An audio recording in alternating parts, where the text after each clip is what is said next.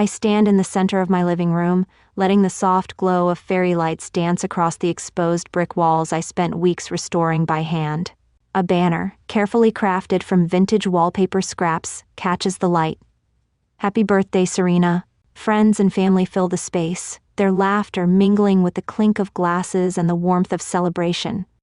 This isn't just a party, it's a testament to 4 years of back-breaking renovation work.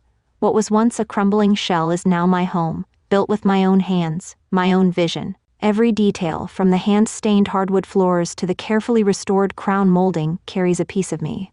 Even Lucas, my usually reserved brother, had whistled in appreciation when he first saw the finished space. Then, 3 sharp knocks at the door. The sound cuts through the festivities like a knife. I turn, my stomach tightening. A man in a crisp uniform stands in the doorway, an elegantly wrapped silver envelope in hand. "Miss Vaughn?" His voice is clipped, professional. "This requires your immediate attention." The room stills. Every conversation fades into an eerie silence. With trembling fingers, I untie the delicate bow. The paper feels thick, expensive, like it holds the weight of something irreversible. I unfold it, and the bold letterhead nearly knocks the breath from my lungs. Notice to vacate. The walls feel like they're closing in. 21 days. They're giving me 21 days to leave my home. I lift my gaze, heart pounding. Every eye in the room is fixed on me. My parents, Richard and Margaret, exchange glances, loaded with something I can't quite name. Something I don't want to name. Lucas, standing near the fireplace, has gone pale, his champagne glass frozen halfway to his lips. The silence spreads thick as poison. What is this? My voice comes out strangled, barely recognizable. The birthday cake on the counter, its candle still unlit, suddenly feels like an insult, a cruel joke. "Now, Serena, let's discuss this rationally." Brielle's voice cuts through the tension, smooth as silk and just as cold.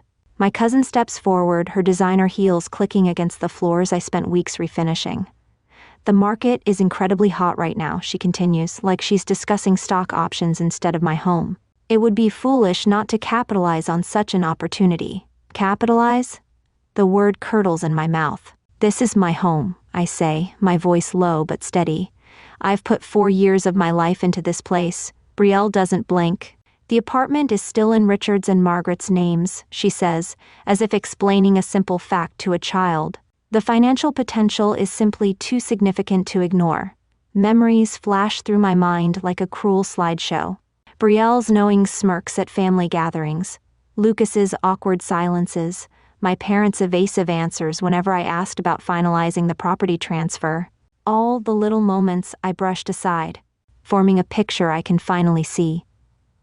I turn to my parents, my voice cracking. "You knew." Margaret wrings her hands, refusing to meet my eyes. Richard clears his throat. "It's just business, sweetheart. Nothing personal." "Nothing personal?" Upstairs, my office is filled with proof of everything I poured into this place. The receipts, the permits, the thousands of hours of labor, every sacrifice, every dream I stitched into these walls. And to them, it's nothing personal? My hands tighten into fists, crumpling the notice. My throat burns, but I won't cry. Not here, not in front of them. Without another word, I turn and walk away. I retreat to my study, my sanctuary. Blueprints and renovation sketches line the walls, silent testaments to everything I've built, everything they're trying to take. Beyond the window, the city lights twinkle, untouched by the chaos unraveling inside me. I inhale sharply. What am I going to do next? The question lingers in the air like smoke, thick, choking, but also clarifying. Because deep down, I already know the answer. This isn't just about an apartment anymore. This is about justice, about truth, about family bonds twisted into weapons, and I am done being their target. Every renovation milestone, every decision, every expense, I documented it all. Brielle might think she's orchestrated the perfect betrayal, but she has no idea just how meticulous I am. Every email, every whispered conversation, every careful manipulation, I have it all. My fingers graze the edge of my grandmother's silver locket, its weight grounding me in the storm. Brielle expects me to break, to disappear quietly, to let her win. She's about to learn how wrong she is. My hands tremble with adrenaline as I spread the renovation documents across my desk, each one a tangible piece of the life I've built here. The soft glow of my desk lamp cast shadows over permit applications, contractor agreements, and material receipts, a paper trail of 4 years of blood, sweat, and sacrifice. But then something catches my eye. A signature on the latest building permit. It doesn't match the others. My stomach twists as I grab my phone, scrolling to a photo of the original document. The dates don't align. The permit is backdated by 3 months, but I remember filing it just 6 weeks ago. No, no, no, I mutter under my breath, flipping through the stack with rising panic. More inconsistencies leap out. Notary stamps with mismatched dates. Permit applications with minor but deliberate alterations. Contract drafts that shouldn't even exist. Each discovery hits like a physical blow, connecting into a pattern I can't ignore. Brielle hasn't just been planning my eviction, she's been orchestrating it for months, manipulating documents, falsifying permits, weaving a web of deception so intricate that no one was supposed to notice. But now, under the sharp light of my desk lamp, her entire scheme is unraveling. A soft knock jolts me from my thoughts. I turn to find Lucas in the doorway, his tall frame shadowed against the dim hallway light. His face is tight with guilt, his usual confidence nowhere to be seen. "Can we talk?" His voice cracks slightly. I nod, gesturing to the chair across from my desk, unable to trust my own voice. He hesitates before sitting, his fingers knotted together in his lap. "I should have told you sooner," he blurts, words tumbling out like he's been holding them in for weeks. At Mom and Dad's anniversary party last month, I overheard something. My pulse pounds as Lucas describes the scene. Brielle and Julian, CEO of Meridian Real Estate Group, huddled in Dad's study, voices low but urgent. Brielle's polished, practiced persuasion, Julian's cool, calculated responses. She was laying out the entire plan. Lucas runs a hand through his disheveled hair, his expression twisting. They talked about market values, profit margins, quick sales. She made it sound so clinical, like she wasn't tearing apart someone's home, like she wasn't tearing apart your home. His words cut deep, sharper than any legal document ever could. "And you said nothing?" My voice is barely above a whisper. "I convinced myself it wasn't real," he admits, voice hollow. "That Brielle was just talking, dreaming big like she always does. But then I saw her meeting with Mom and Dad, planting doubts, playing on their fears about the market crashing." I turn back to the evidence wall, seeing it with new clarity. The email threads, the financial records, the carefully orchestrated timeline, it all clicks. Brielle knew exactly which buttons to press. To Dad, she played on his obsession with financial opportunity, dangling visions of untapped market potential. To Mom, she spun fears of instability, of a dwindling retirement fund. Every conversation, every nudge, every piece of doubt, it was all designed to push them toward this moment. "Look at this," I say, pulling up an email chain, scrolling until I find exactly what I need. She's been feeding Julian information about our family finances for weeks. Guest lists from family events, renovation budgets, hell, even Mom and Dad's retirement plans. My voice shakes with anger, my grip tightening around my phone. She's not just selling the apartment, she's selling us out. The scale of Brielle's betrayal unfolds before me like a twisted masterpiece of deceit. She isn't just selling my home, she's selling out our entire family. My cousin, always the golden one, the untouchable success story, has been orchestrating this scheme with surgical precision. And Julian's name, cold, calculating Julian, appears over and over in the emails, his influence stretching like a shadow over everything. He's not just powerful, he's dangerous, and together, they're lethal. My phone buzzes, Claire's name flashing across the screen. She's been my lifeline through this mess, her expertise in corporate law cutting through the lies. "I found something," she says without preamble. "Those permit alterations, they match a series of fraudulent property deals Julian's company pulled off last year. Same backdated documents, same loopholes, same playbook." My pulse spikes. "Send everything," I tell her, already clearing space on my desk. "We need—" My phone vibrates again. A text from an unknown number.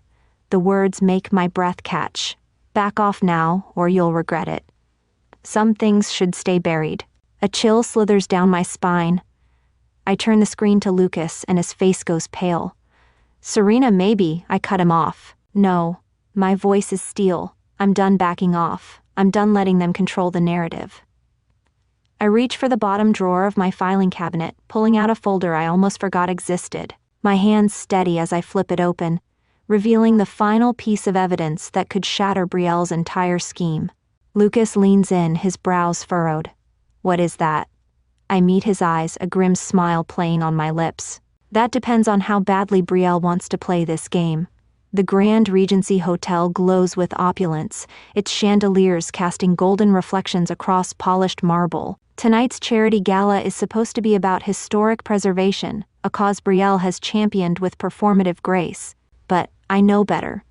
My phone buzzes with a relentless flood of notifications. Brielle's smear campaign is in full swing, her carefully crafted lies spreading like wildfire across social media.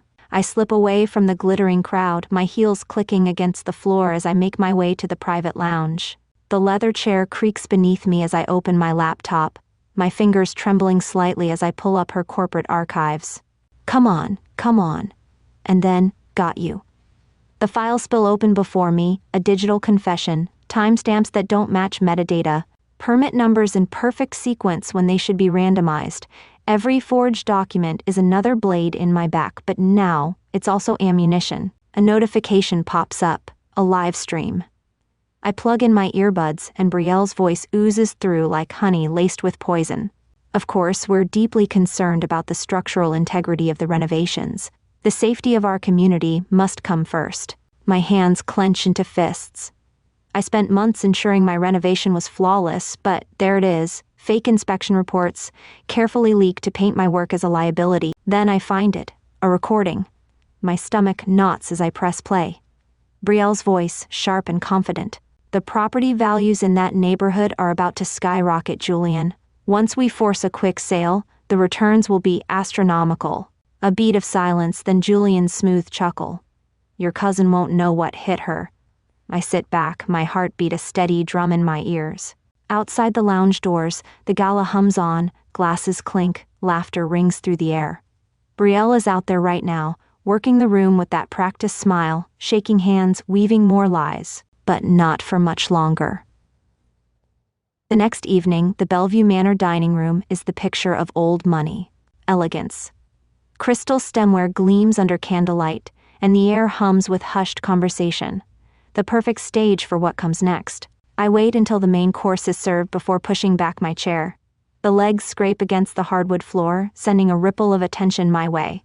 I take a steady breath, my voice carrying across the table. I have something to share. Brielle's fork pauses mid-air, her eyes locking onto mine. Showtime. A murmur spreads through the crowd, the weight of anticipation thick in the air. I scan the room, noting the mix of concerned residents, wary investors, and reporters poised to document every word. Brielle sits near the back, her designer suit and armor of control, Julian beside her, his confidence showing the first signs of hairline fractures. Let's start with the facts, I say, clicking the first file open. The projector screen fills with the original renovation permits, mine, properly documented and approved. Then, I swipe to the next image. Brielle's forged versions appear, timestamps altered, signatures identical to the pixel. The whispers intensify. I move methodically through the evidence, layering deception over deception. And now, I continue, let's hear it in their own words. I press play. Brielle's voice echoes through the hall, crisp and unmistakable. The property values in that neighborhood are about to skyrocket, Julian. Once we force a quick sale, the returns will be astronomical. Then Julian's laugh. Your cousin won't know what hit her. The shift in the room is almost palpable. A reporter leans forward, pen scratching furiously. An investor frowns, arms crossing. Brielle stiffens, her expression controlled, but I see the subtle twitch of her fingers against her lap. Julian, however, is already shifting in his seat, his gaze darting toward the exits. I hold steady. This isn't just about one stolen home, I say, voice unwavering. This is about a pattern of fraud, stretching beyond my property, beyond Highland Avenue. How many others have been targeted? How many more communities will be uprooted for profit? Brielle finally speaks, her voice smooth but forced. This is a desperate attempt to discredit me. None of this is verifiable. Actually, Claire stands holding a thick folder. The independent audit we commissioned proves otherwise. She walks toward the front, placing copies onto the table where the community board members sit. Every financial irregularity, every backdated permit, every falsified report, it's all here. And now, it's public record. Brielle's mask cracks. A flicker of desperation flares in her eyes before she schools her features. "You're making a mistake," she hisses, but the power in the room has shifted. I exhale, steadying myself as I look out at the gathered crowd. "We have a choice now," I say. "Do we allow greed and corruption to dictate the future of our communities? Or do we fight back?" The silence that follows is different this time. It isn't hesitation, it's resolution. And just like that, the tide turns. Brielle shifts in her seat in the third row, her designer suit a stark contrast against the plain metal folding chairs. Julian sits beside her, his usual smooth confidence beginning to show hairline cracks. I take a steadying breath and pull up the first document. These are the original renovation permits. My fingers hover over the trackpad as I prepare to open the video file, the recording that will shatter their carefully constructed lies. The screen flickers once, then goes black. Murmurs ripple through the crowd. Someone clears their throat. I feel sweat trickle down my spine as I click frantically, trying to restore the connection. "Technical difficulties?" Brielle's voice drips with fake sympathy. "Perhaps we should move on to something more relevant." I straighten my shoulders, locking eyes with her. "No. We're going to see this through, every last second of it. The truth doesn't need perfect timing. It just needs to be heard." The screen flickers back to life. The Rosewood banquet hall glitters with false promises. Crystal chandeliers casting rainbow prisms over champagne flutes and silk gowns. My heels sink into thick carpet as I move through the crowd, each step measured, deliberate. This engagement party, Brielle and Julian's crowning achievement, is about to become their undoing. I catch my reflection in a gilded mirror, my black blazer crisp, my hair swept into an elegant chignon, my grandmother's silver locket gleaming at my throat. My hands don't shake as I pull out my phone and send the signal to Claire. 3 quick taps. Showtime. The projector screen descends silently behind the stage, where Brielle stands delivering her speech, her voice dripping with practiced charm. "Julian and I are so blessed to have such wonderful family and friends." Her words falter as the first document flashes onto the screen. My original renovation permits, dated and notarized, followed by her forged versions. The differences are stark, damning. A ripple moves through the room. Brielle's champagne glass trembles, catching the light like a crystallized warning. "I think," I say, my voice carrying through the sudden hush, "we should discuss the real estate deal you've been orchestrating." I step onto the stage, the click of my heels against hardwood a punctuation mark. "Specifically, how you forged documents to steal my home." Brielle's perfectly lined lips part in shock. "Serena, this is hardly the time." "Actually, it's exactly the time." I pull out my phone again and press play. Brielle's voice, clear and cold, fills the banquet hall. "The property values in that neighborhood are about to skyrocket, Julian. Once we force a quick sale, the returns will be astronomical." The color drains from her face. Julian's grip tightens around his champagne flute, his knuckles white. Investors shift in their seats. I catch Mrs. Chen, one of their biggest backers, leaning forward with narrowed eyes. "To real estate." Developers exchange worried glances. The truth spreads like wine across white linen, impossible to ignore, impossible to contain. "This is absurd," Brielle sputters, her composure cracking. "Serena is clearly unstable. She's always been jealous of my success, jealous of my relationship with Julian." "The documents speak for themselves," I cut in, gesturing to the screen as proof of her deception continues scrolling. Every forged permit, every manipulated contract, every secret meeting meticulously documented. "These are obviously fabricated," Brielle snaps, but her voice has lost its silk. She turns to the crowd, desperation bleeding through her perfect makeup. "You all know me. I would never. I can verify these documents." Lucas's voice rings out from the other side of the room. My brother stands, his tablet in hand. His face is pale but determined. "I have the original email threads right here." Claire steps forward next, her expression sharp with determination as she holds up another document. "I have the notary's sworn statement confirming these signatures were forged." A fresh wave of murmurs ripples through the crowd. Julian stands frozen, his knuckles white against the stem of his champagne flute. The grand romance of the evening dissolves under the weight of reality, their carefully curated facade unraveling, lie by exposed lie. Brielle makes one last desperate attempt to salvage her reputation. This is nothing but a vindictive display from a failed designer who has proof of everything. I cut in, my voice calm, unwavering. I pull out a final folder, slim but devastating, and flick it open. The contents spill across the massive screen behind me, documents linking Brielle and Julian to something far worse than a single stolen home. A network of fraudulent real estate transactions, hidden shell companies, backdoor deals that stretch across the city like a tangled web of deceit. The room holds its breath. Even the chandelier above seems suspended in eerie silence. I let the truth settle in, then speak. The question isn't just about my apartment anymore, is it? My voice carries through the dead air. It's about how deep this deception really goes, and who else might be involved. I scan the crowd, locking eyes with investors, real estate moguls, and once loyal family members. Their expressions shift from shock to anger to dawning horror. Some are already reaching for their phones, no doubt calling their lawyers. The silence shatters as Mrs. Chen, one of the event's most influential backers, stands. "I believe," she says, her voice calm yet commanding, "we all need to reevaluate our business relationships." Her words are a hammer blow. The room shifts, alliances breaking in real time. I step back from the microphone. My work here is done. The evidence speaks for itself now, spreading through the crowd like wildfire. Chaos erupts around me, Julian arguing in harsh whispers with his lawyer, investors demanding explanations, family members turning on one another. I catch my reflection again in the gilded mirror. The woman staring back isn't broken, she's unstoppable. But this isn't the end. As I scan the documents one final time, certain names leap out: corporations, hidden trusts, connections far beyond Brielle and Julian. This isn't just about my home. It's about an entire system of corruption that's been left unchecked for far too long. Julian must realize it too. His face has gone ghostly pale as he stares at the screen. He loosens his tie, eyes darting toward the exits. He knows, as well as I do, that this exposure isn't just a scandal, it's a death sentence for the empire he and his corporate partners have built. I step forward, gripping the microphone one last time. When faced with betrayal, I say, voice steady, clear, do we stay silent to keep the peace? Or do we expose the truth no matter the cost? The words hang in the air like crystal chimes, a challenge to everyone present. In the thick silence that follows, I hear whispers ripple across the room.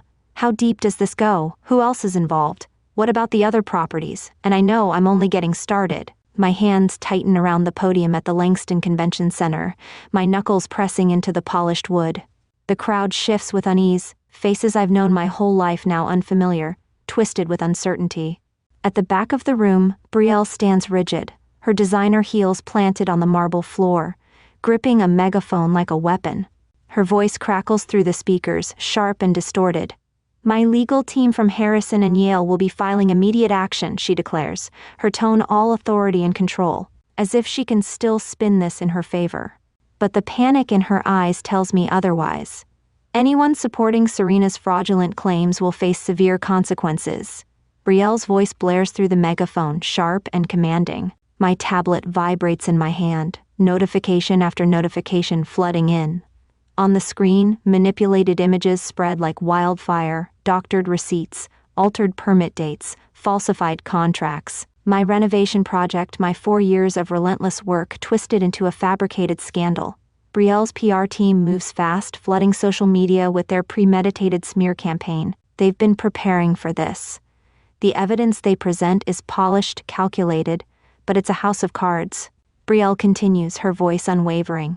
Years of financial mismanagement and permit violations. She gestures to the giant screen behind her where manipulated clips of my renovation updates loop on repeat. Twisted edits, spliced footage, all designed to cast doubt. But as she speaks, journalists in the front row are already huddled over their laptops, screens illuminated as they fact-check in real time. The first murmur of uncertainty ripples through the room. A low hum of whispered doubt spreads through the gathered. Investors, reporters, and board members. I catch fragments of hurried conversation, the timestamps don't match. That contract format wasn't used until last year. These signatures don't align. I grip the microphone, steadying my breath. Speaking of fraud, I say, letting my voice cut through the noise, let's talk about real evidence. My fingers move swiftly over my tablet screen and the convention center's massive display flickers. Then, it comes to life. The first document fills the screen, a crystal-clear email, time-stamped and indisputable. Brielle's message to Julian. Once we force the sale, the profit margins will be astronomical. Serena's too naive to fight back.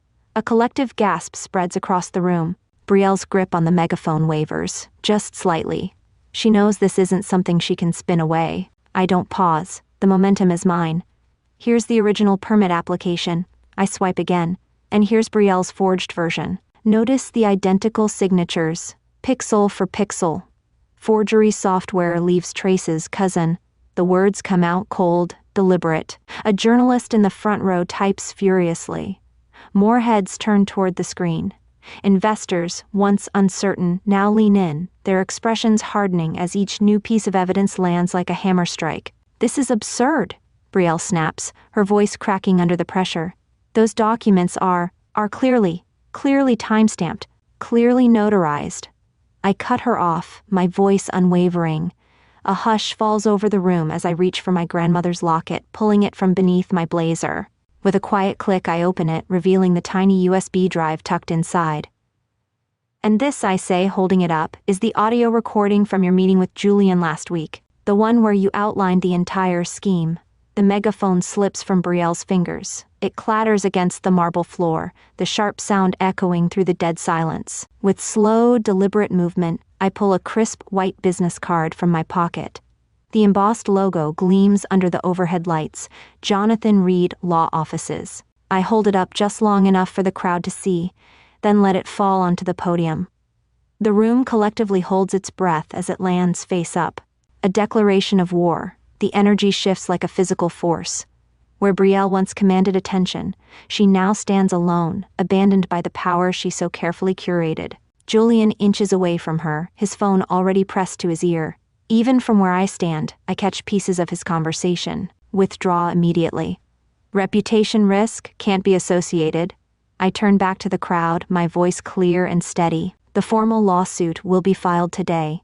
Anyone involved in this conspiracy has 24 hours to come forward voluntarily.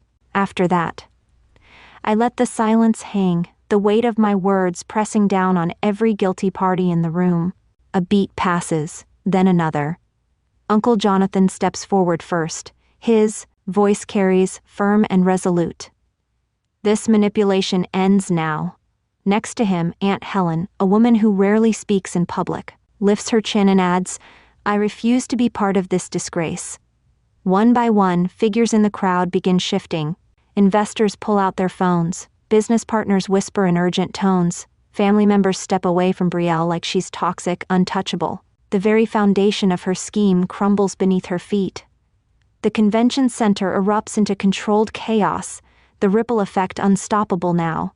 And I stand at the center of it all, unshaken, watching as Brielle's empire, built on deception, starts to collapse. But I keep my eyes on Brielle as her carefully constructed world collapses around her. The color drains from her face as her most powerful allies, family, business partners, and even her own PR team quietly step away, leaving a growing void around her. Where she once commanded attention, now she stands alone. The weight of the moment settles over me as the chaos begins to fade. I move mechanically, gathering evidence files, securing backup drives, each document a tangible reminder of what I've had to fight to protect. The renovation receipts, the permit applications, 4 years of dreams defended with sheer determination. The quiet that follows feels heavy, but not empty. It carries meaning, a finality that tastes like victory. I sink into a chair in the corner of the now empty convention center, letting myself exhale for the first time in what feels like hours. My reflection stares back at me from the darkened windows. Not the same woman who walked in tonight. Changed, hardened maybe, but unbroken. That's when I see it. Beneath the flood of chaos from the past few weeks, an unread email catches my eye. The sender is anonymous, the subject line enough to make my breath hitch. Brielle's scheme is just the tip of the iceberg. I sit up straighter, my pulse quickening as I scan the contents.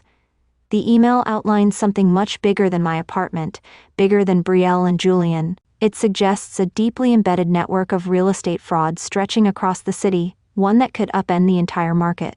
I glance around the empty hall, the dimming overhead lights signaling the end of the event. But this doesn't feel like an ending. If anything, it feels like the beginning of something far bigger. I close my tablet, the whistleblower's words burning in my thoughts. People say revenge is best served cold, but I've learned it's best served with irrefutable evidence and perfect timing. Morning light streams through my living room windows, casting warm streaks across the hardwood floors I spent endless weekends sanding and staining. I trail my fingers along the grain, remembering every hour of labor that turned this space into a home.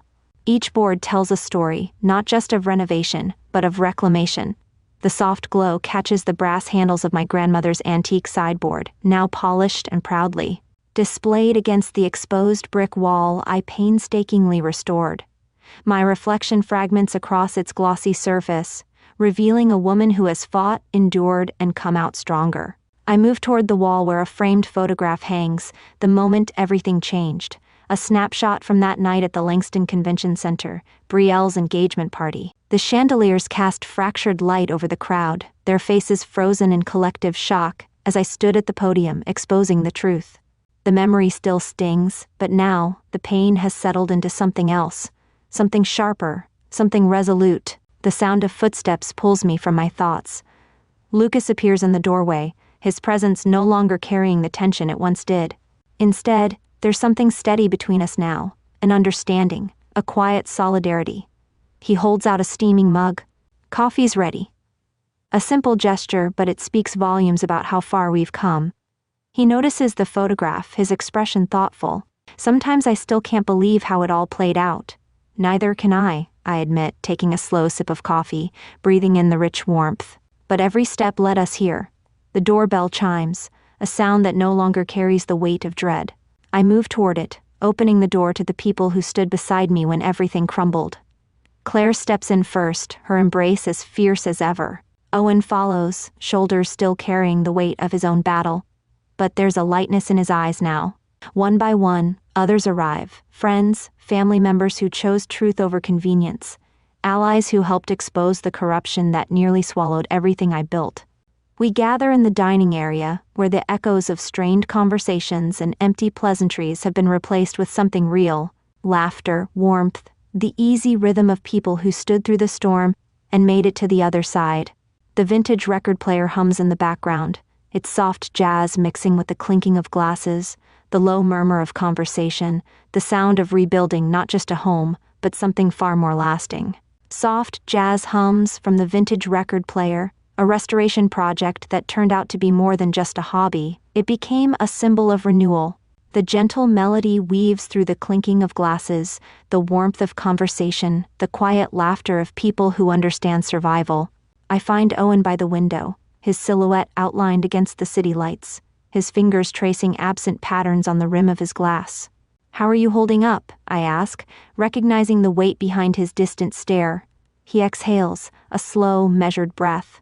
"Some days are harder than others," he admits. "The legal team says we have a strong case, but..." His voice drifts, his fingers tapping restlessly against the glass. "But you're worried about the personal cost," I finish for him. "The sleepless nights, the second-guessing, the feeling that even when you win, you've already lost. Too much." He nods, and I step closer, leaning against the windowsill, choosing my words carefully. When Brielle first orchestrated my eviction, I thought I'd never trust anyone again. I was drowning in anger, in loss. But here's what I learned. Exposing the truth doesn't just protect you, it protects everyone they might have hurt next. His posture eases just slightly, the tension in his shoulders loosening. "How did you stay focused?" he asks. "How did you keep going when it felt impossible?" I meet his gaze. "I documented everything," I say simply. Every conversation, every email, every suspicious glance. I built my case the way I built my home, one solid foundation, one piece at a time. And most importantly, I pause, letting the weight of it settle. I reminded myself I wasn't alone. He nods, absorbing the words, and the conversation lingers between us like an unspoken vow. The gathering stretches into the evening, filled with warmth, with hope, with the quiet reassurance that we have survived something that tried to break us. But eventually the night fades, and I find myself alone on the balcony, the city unfolding beneath me in endless streaks of neon and shadow. The first light of dawn breaks over the skyline, bleeding gold and pink across glass towers and quiet streets. Below, the world stirs, unaware that its reflection in my window no longer represents what I almost lost, but everything I've reclaimed. I pull out my tablet, my fingers moving instinctively, refining the framework of my latest project. A community initiative, legal resources, documentation strategies, and most importantly, a network of support for those facing the same kind of institutional betrayal I did. The mission is clear: to make sure no one else has to fight alone. The rising sun warms my skin as my thoughts drift, memories flashing through my mind like distant echoes. The cold weight of the eviction notice in my hands, the moment I uncovered Brielle's deception, the night I stood on stage and revealed the truth. But now, those moments are no longer chains, they are fuel. This apartment, once a battleground of family loyalty versus justice, is now something more. It's command central for something bigger than myself, a movement, a purpose. I tighten my grip on the railing, feeling the solid weight beneath my palms. The city stretches before me, full of stories waiting to be rewritten, of wrongs waiting to be righted. My story has shifted from victim to victor, but this isn't the end, it's the beginning. The first light of sunrise breaking through the longest night, illuminating the path forward, not just for me, but for others who will come after. This is my real renovation project, and this time, I'm building something that no one can ever take away. How do you think overcoming betrayal changes a person's life? Share your thoughts and any similar experiences in the comments below.